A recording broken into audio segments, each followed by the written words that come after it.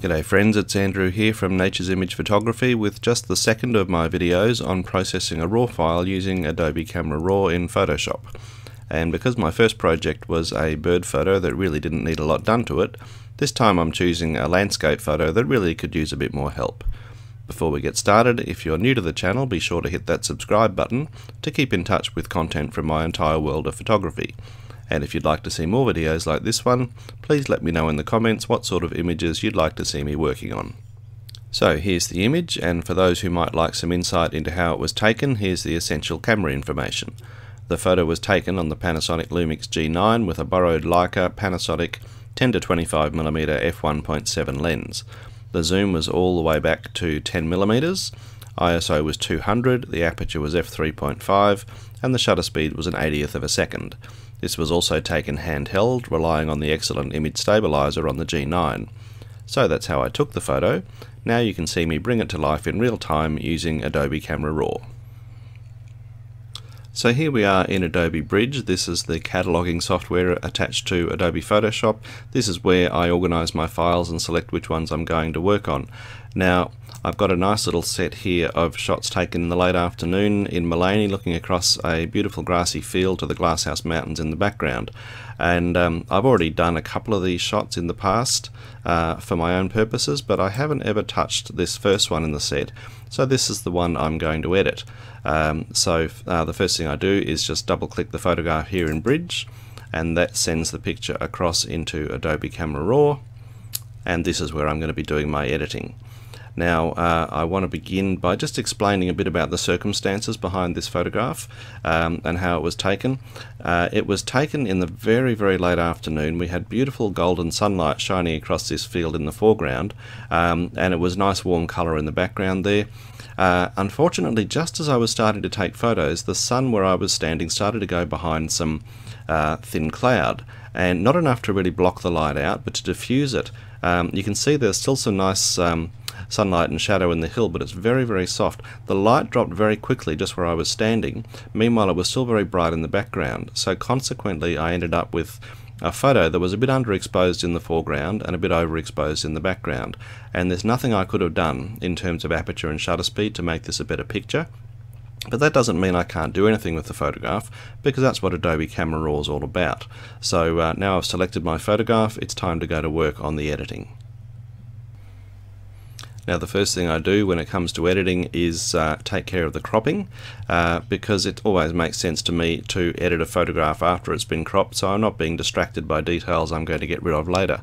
So I'm going to come up here to my crop tool, and I have to choose an aspect ratio, and I'm going to go with a 16:9 crop, partly because this is destined for a YouTube video and partly because of that big long wide sweeping horizon there. So when I select 16:9, that shape just automatically snaps into place, and then I can grab the image and just pull it into the position where I want it. I'm going to go with a rule of thirds composition, which means that my horizon is going to be about a third from the top. Now you can pretty quickly see that my horizon's not straight. That's my bad. I was taking the photo handheld and probably not paying as much attention as I should. So that can easily be fixed, and I've got two ways to do it. If I bring my cursor above the cropping frame, you can see it turns into a curved arrow, and here if I click down on the mouse I can grab the image and tilt it until I get the crop the way I want it in terms of a straight horizon. There's another way to go about it, so let's look at both. If I come over here to the right hand side, there's a thing called the straighten tool, and if I click on that, come across here, and if I click down on the a point on the horizon, drag it across and let the mouse go. It's a bit of a tricky horizon this one, but let's let it go there, and Photoshop just snaps the image into alignment around the horizon line that I've chosen. So now if I click enter on my keyboard, that locks everything into place, and I think I'm pretty happy with that straight horizon. It is an unusual horizon, and it's sometimes a bit hard to know when you've got it just right, but well, let's say we've got it perfect there, or as perfect as it's going to get. So now I use my mouse, which is currently a magnifying glass, to blow that up to full screen, and there's the picture we'll now be working on. Now first things first, I go up to the top of the editing screen here and I click Auto. And Auto just lets Photoshop do my editing for me, or Adobe Camera RAW do my editing for me. And I won't use this, but I will always click that just to take a bit of guidance as to what can be done with this photograph. And you can see that the auto has brought a lot of life to this foreground. It's toned down that highlight in the background, and it really shows me there's a lot in this photograph that is worth rescuing. And if we go back and forward, you can see it's a big difference, and a lot of people would be happy just with that, I think. But well, maybe because I'm a control freak, but because you want me to show you how to do it, I'm going to unclick Auto now, and I'm going to do this myself and see if we can't do a better job. I start my editing here in the basic area. You can see that the main editing screen is divided into a series of chapters. Most of my editing happens here in basic, so I open that up, and usually with a lot of photos I'll start with exposure to make sure I get the brightness of the shot right. I'm not going to touch exposure here because I've got some photos that are, some parts of the photo that are overexposed, some parts that are underexposed. So whatever I do to change the exposure will help one part of the photograph and simultaneously hurt another part of the photograph. So I don't think this is about exposure. I think it's really about the highlights and shadows and the contrast. So I'm going to work with that. I'll begin by coming down here to whites, and if I hold my finger on the Alt button on my keyboard, click down on whites, and you can see the screen turns black. If I now just slide that across to the right, it just begins to show me where the beginnings of the whites are, and that's really setting the limits of where the brightest pixels in my photograph are going to be. So I'm going to stop it just about there. So I've only slid the whites across to the right a tiny bit. I do the same with blacks. Put my finger on the Alt button on the keyboard, press down on blacks, the screen turns essentially white, and you can see down in the bottom left hand corner I've already got a tiny bit of black, and I don't really want a lot more, so I'm going to just slide that just a fraction to the left, and that'll do it. So this picture really almost had enough blacks and whites in it. It's all about what's in between. So I think the key to getting this photograph right is going to be in the highlights and the shadows here. So I'm going to start with shadows and slide that slider to the right, and you can see right away that really brings that foreground to life. There's all of a sudden it's gone from dull to looking like real daylight, so I'm happy with that already. Now highlights, let's see what happens when we adjust that, and that really brings that sky back. And we're getting pretty close already, I think, to what we got from the auto button, but as I said, I think there's more we can do. Now with these sliders, you want to be aware that having touched something, there's no law that says you can't go back and look at it again. Having brought these shadows so far across to the right, I tend to think some of these areas are now looking a little bit washed out in the shadows, and I want to keep things looking as lifelike as possible. So I'm going to revisit the blacks, and now I'm going to bring the blacks a little bit across to the left, just a bit further, just to make sure that my shadows don't look a bit pale and washed out. So I think we're doing a pretty good job there. I'm going to adjust the contrast. I know some people think that if you can work with whites and blacks and highlights and shadows, you really don't need to mess with contrast, but I find contrast, again, not going overboard because people can get a bit silly by overdoing these things. Contrast just brought across to the right a little bit just makes the picture look a tiny bit more solid and three-dimensional. So I've added a bit of contrast. I'll do the same thing down here with clarity. Again, it just sort of crisps the photograph up and almost makes you feel like you can reach out and touch those details in the foreground. And I'm going to adjust vibrance a little bit just to enrich those colors a fraction. So that's most of the editing done now in my main basic area. I am going to have a look at the white balance. I mentioned in an earlier video that I tend to find the Panasonic G9 will skew a little bit towards the magenta, and that makes everything look a little bit on the reddish side.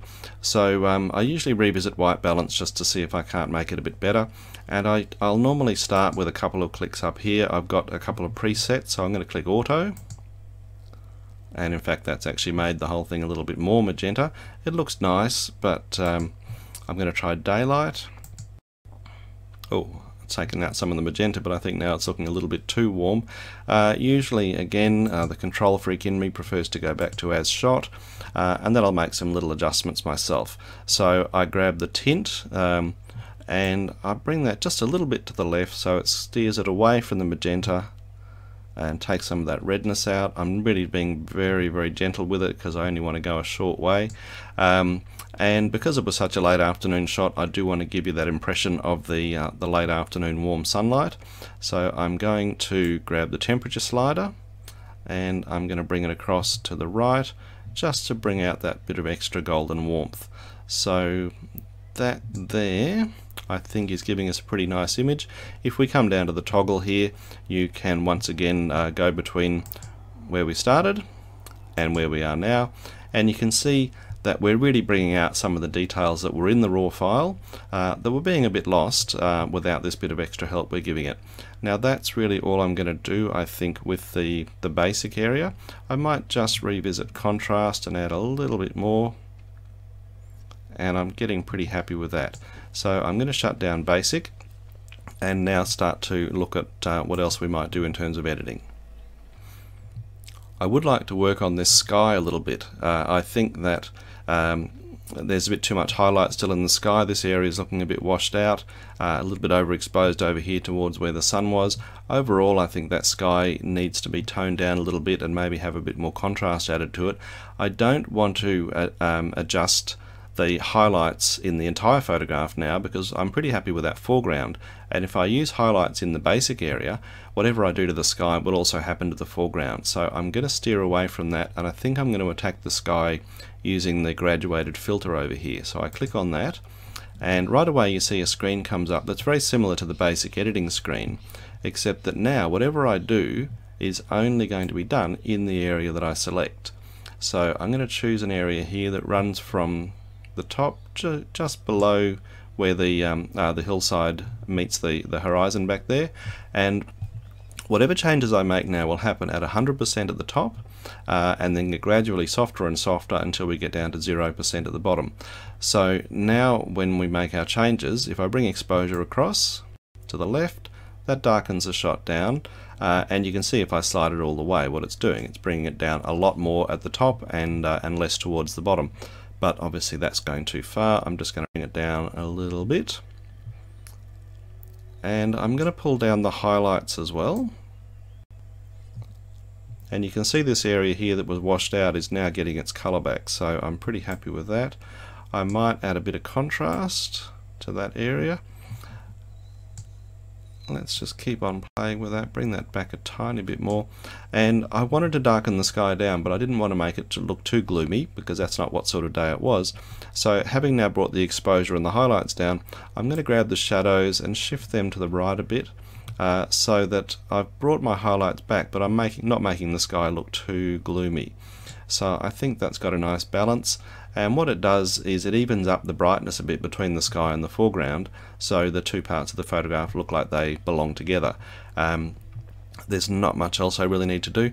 I have got the option here of going to dehaze, and with a lot of landscape photos, especially a shot like this where the mountains are a little bit misty in the background, if I click dehaze and drag it across to the right a little bit, it can just add a little bit more lifelike quality to the distance areas of the photograph.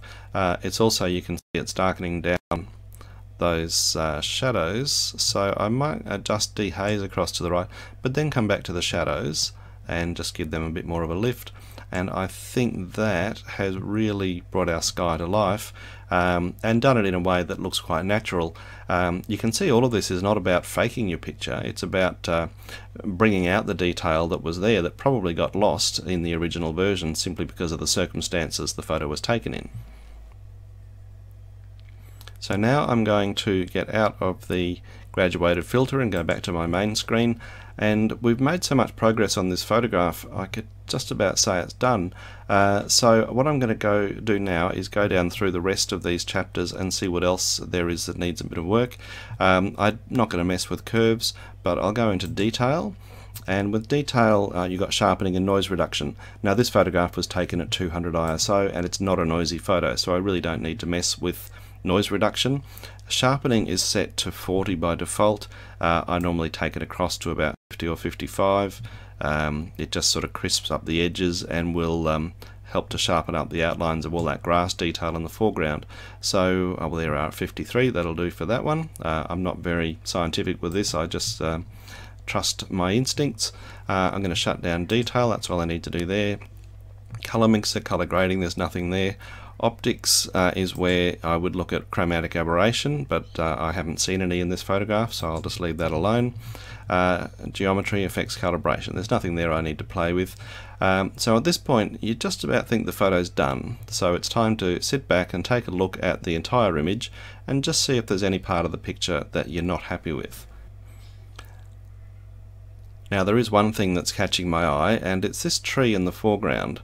It's got some sunlight on the right hand side, but it's very dark on this side, and when you go back to the full view it just seems like there's this little solid black thing in the middle of the shot that's a bit of a distraction, simply because it's just so much darker than everything else around it.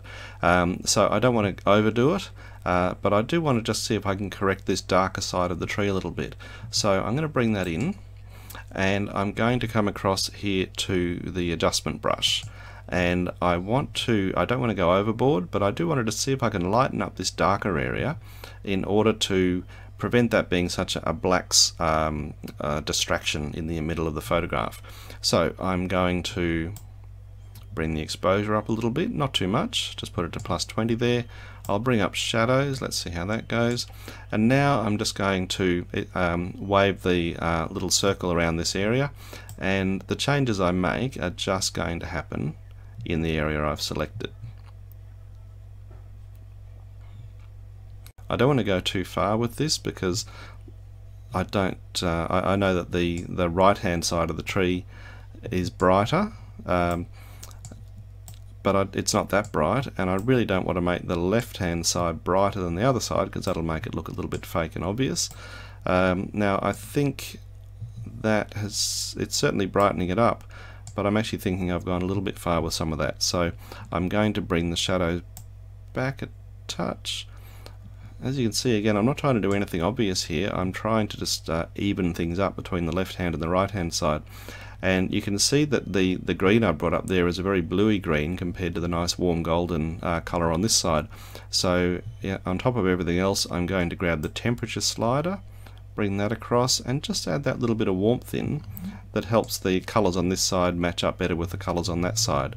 Now if I get out of there and go back to the full screen, you can see that that tree is now just not quite such a black distraction as it was before. It still looks natural, but there isn't this great big solid black blob in the middle of my photograph. And that, I think, is just about everything I need to do to this picture, so we're just about done. So if I finished all I need to do in Adobe Camera RAW, it's time to click Open down here, and that sends the photograph from Camera RAW into the creative side of Photoshop. And at this point I really just need to do a tiny bit of finishing off. I do like to let Adobe sort of check my work for me, if that makes sense. There comes a point when you're editing a photograph that you're not sure if you make any more changes, are you going to make it better or are you going to make it worse? So when I think I've really done all I need to do to a shot, I'll bring it in here, and if I just click Image and Auto Contrast, sometimes that'll make a difference to the shot. In this case it's really made no difference at all. If I undo that, Edit, Undo, you'll see that my version and the auto contrast version are identical, which means I think Photoshop's telling me I've done a pretty good job. So I'm happy with that. All that's left now is to resize and save the image. So I'm going up to Image and Image Size, and for all the photographs I present for YouTube I resize them to 2560 pixels on the long side. Click OK, and that automatically resizes my image, and then I've just got to save it. I click File, Export, Save for Web. This is how I save my my files for these projects. Click Save, and I've got a folder here that is where I save these images. You can see here the untouched raw version, and now I'm going to save my finished version. And we are done. Okay, so there's a look at my process for bringing to life the raw file for this landscape image. I hope you found it interesting, and I just want to point out as we reach the 20-minute mark, editing a photo like this would never really take this long. If I wasn't explaining every bit of the process as I edit, this whole thing would probably only take me about 5 minutes. Now, before you go, once again don't forget to subscribe if you haven't already, and I'll catch you in the next video. I'm Andrew Goodall, this is Nature's Image Photography, thanks for watching.